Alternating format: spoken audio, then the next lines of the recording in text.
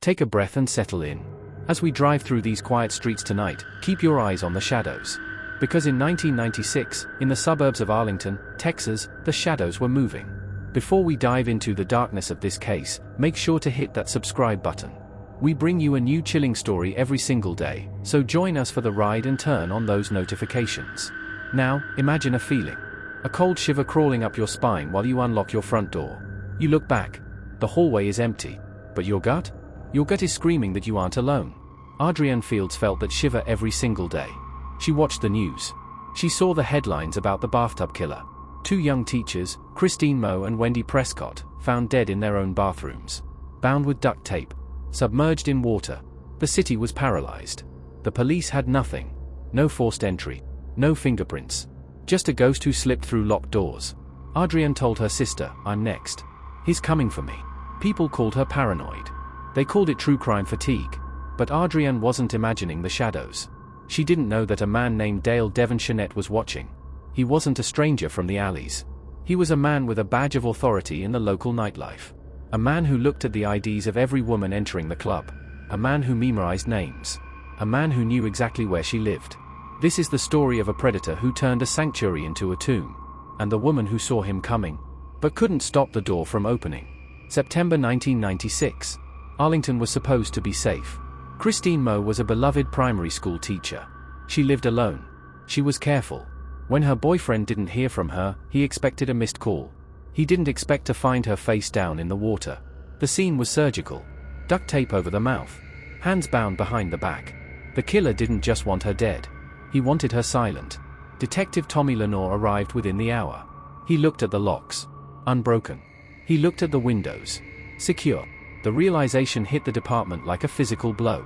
Christine hadn't been hunted in the streets. She had been invaded in her home. The DNA was there, but in 1996, the database was a desert. Without a name, the DNA was just a useless string of code.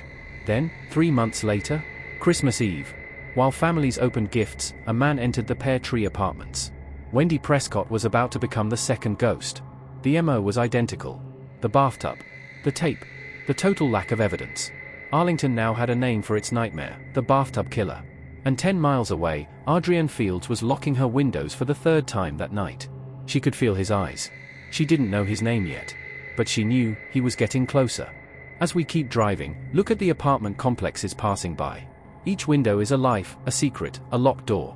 In 1997, Adrienne Fields began to feel that those locked doors were no longer enough. She wasn't just hearing about the murders anymore. She was living them. Every time she walked from her car to her front door, she felt a pair of eyes burning into the back of her neck. It's that heavy, suffocating feeling of being hunted. She began to notice a car. It would turn when she turned. It would stop when she stopped. She tried to tell herself she was being dramatic. Who wouldn't be? A serial killer was drowning women in her backyard. But this was different. This was specific. One evening, while checking her mail in the dark, she heard a sound. Not a footstep, but a presence. A shift in the air. She spun around, but the parking lot was a sea of empty concrete and long shadows. She ran.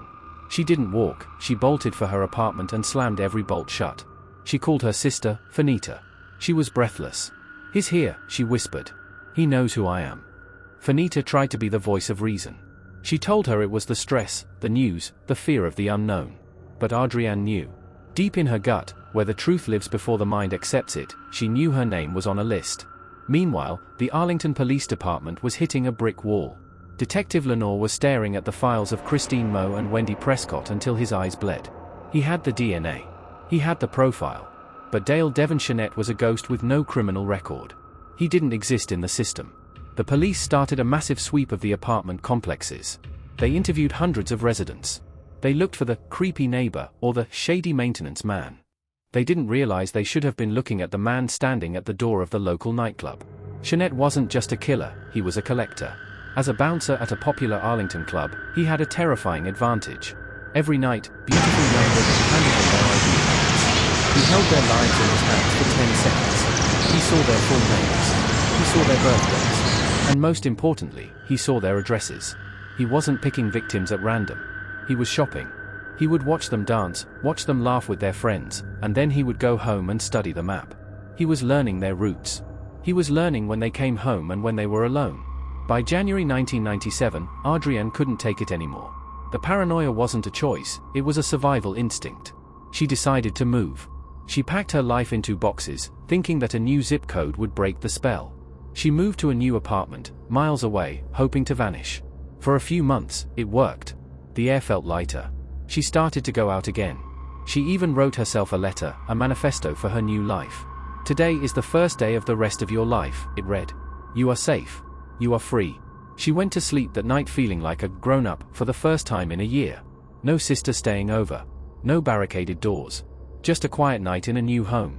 But as she drifted off, she didn't hear the window slide open. She didn't hear the soft tread of sneakers on the carpet. She was lying on her side, her back to the bedroom door. The silence of the room was suddenly broken by a sound that made her heart stop. A floorboard creaking. Not the building settling. Not the wind. A deliberate, weighted step. Before she could scream, a shadow lunged. A heavy weight crashed onto her bed, pinning her down. A hand, rough and smelling of latex, clamped over her mouth. She felt the cold, unmistakable press of steel against her temple. "Don't make a sound," a voice hissed. It wasn't the voice of a monster from a movie. It was calm. Controlled. Terrifyingly human. Then, the words that shattered her soul: "Be quiet, Adrienne." He knew her name. He had found her. The move, the new locks, the miles of distance, none of it mattered. The predator had followed her into the dark. In the darkness of that bedroom, the world narrowed down to the cold barrel of a gun and the sound of her own terrified breathing. He didn't just break into her home, he broke into her mind. "How do you know my name?" she stammered. But he didn't answer. He didn't have to. He wanted her to know that she was never invisible, that every moment she thought she was safe, he was standing just outside the light. For the next 2 hours, Adrienne Fields lived through a nightmare that most people only see in horror films. She was bound. She was silenced. The man who would be known as the bathtub killer was no longer a ghost on the news, he was a physical weight, a suffocating presence in her sanctuary. But as the minutes ticked by, something shifted inside Adrienne. The pure, paralyzing terror began to transform into a cold, hard focus. She realized that if she fought him physically, she would likely die. He was stronger, he was armed, and he was practiced. She made a choice that night that very few people could make. She decided to humanize herself. She decided to talk to him. She started speaking to him not as a victim to a monster, but as a person to a person. She asked him why he was doing this. She told him she would do whatever he wanted, as long as he didn't take her life. She looked for a crack in his armor, a way to make him see her as something other than a trophy to be submerged in a bathtub. It was a psychological chess match played in the dark. At one point, she managed to strike a deal with her own devil. "I'll give you 10 minutes, she told him. "Give me 10 minutes after you leave before I call the police." She was negotiating for her life, 1 minute at a time. Perhaps it was her calmness, or perhaps it was the fact that she had looked him in the eye and used his own psychology against him, but for the first time in his killing career, Dale Devonshire hesitated. He didn't lead her to the bathroom. He didn't reach for the duct tape to finish the job as he had with Christine and Wendy. He stood up, adjusted his clothes, and walked out the front door. He disappeared into the night, leaving Adrienne shattered but alive. The moment the door clicked shut, the strength she had used to stay calm evaporated. She scrambled for the phone.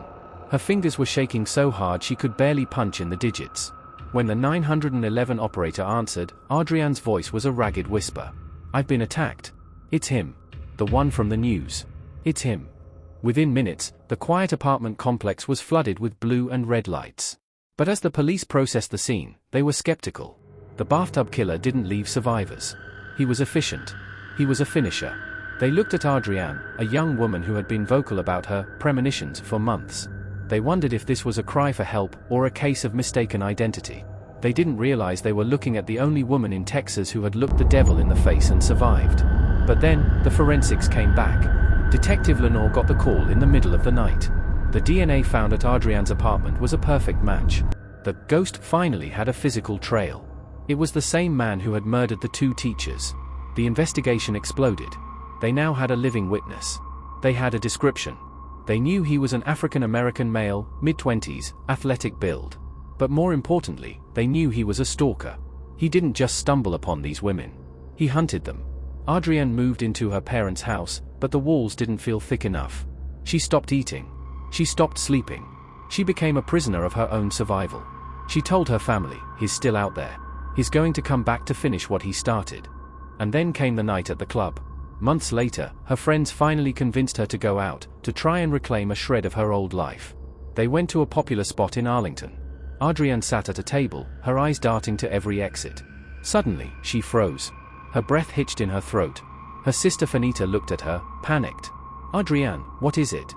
Adrienne pointed a trembling finger toward the entrance. Standing by the door, checking IDs with a flashlight in his hand, was the man. "That's him," she whispered, her voice trembling with a terrifying certainty. "That's the man who was in my bedroom." The air in that club turned to ice. Adrienne wasn't just looking at a bouncer, she was looking at the man who had held a gun to her temple. But she didn't scream. She didn't run. She walked out, her heart hammering against her ribs, and she went straight to the authorities. The pieces were finally falling into place. The FBI had stepped in, and a breakthrough in fingerprint technology allowed them to revisit the evidence from the first 2 murders. They ran the prints through the national database again. This time, a name popped up, Dale Devon Chenette. He had been arrested for a minor burglary in a nearby town, a mistake that finally put his prints in the system. When the police looked at his history, the horror became clear. Chenette wasn't just a bouncer, he was a predator who used his job as a hunting ground. He had access to thousands of addresses, birthdays, and names. He was a man who hid in plain sight, wearing a black security shirt while planning his next invasion. In 1999, the law finally caught up with him. Police swarmed his location and took him into custody. They collected his DNA, and the results were undeniable. It was a 1 in a billion match for the murders of Christine Moe and Wendy Prescott, and the brutal attack on Adrienne Fields. The trial began in 2003, and it was one of the most emotional proceedings in Texas history. 5 women took the stand. 5 women who had been stalked, attacked, or left for dead by the man sitting calmly at the defense table. When it was Adrienne's turn to testify, she didn't look away. She stood on that platform and reclaimed her voice. She looked at Chenette, the man who had lived in her nightmares for years, and she told the jury every detail. She showed them that he wasn't a shadow or a ghost. He was a coward who preyed on the vulnerable. The jury didn't take long. Dale Devon Chenette was found guilty of capital murder. The judge sentenced him to death. As we drive through the final stretch of our journey tonight, think about the strength it took for Adrienne to keep going. On February 10, 2009, Chenette was led into the execution chamber at the state penitentiary in Huntsville. Ironically, it was Adrienne's birthday. Before the lethal injection was administered, he was asked if he had any final words. He remained silent. The man who had used silence to terrify his victims died in total silence himself. For Adrienne, the execution wasn't about revenge, it was about the end of a long, dark road. She started a non-profit organization to help other survivors of sexual assault, turning her trauma into a shield for others. She proved that while a predator can take your peace, they can never take your soul if you refuse to let them. The streets are quiet now, and our story has come to an end. But remember, your intuition is your greatest weapon. If something feels wrong, if you feel those eyes in the shadows, listen to your gut. It saved Adrienne Fields, and it might just save you. Thank you for riding with me through this dark chapter of Texas history. If you found this story powerful, don't forget to like the video and share your thoughts in the comments. We are here every single day with a new story, so make sure you're subscribed so you never miss a turn. Stay safe out there. I'll see you in the next one.